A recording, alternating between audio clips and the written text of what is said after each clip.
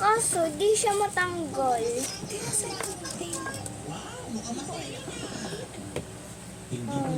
Ang ganda niya.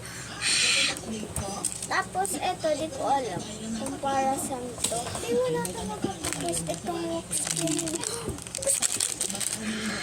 Gusto ko na siya tikman kasi never pa ako nakakain ng wax candy.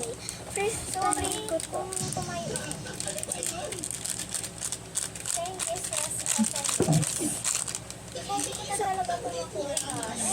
Kinakabahan ako.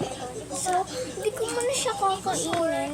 Babalik ko muna siya sa lalagyanan niya. So, kung tinatanong niyo kung magkano to, nasa 250 lang to guys. Eh, ganito na yung laman niya. May free din siya. Ay! Ayaw na ma-close, kaya nakalagay ito. Hala. Talagang ina talaga siya. Promise. Nandiyan ka pala. Gusto ko rin kasi uminom ng araw. Pink siya. Inervyo siya sa pink. Nakakainis siya ilagay. Uy, nawawala yung blue.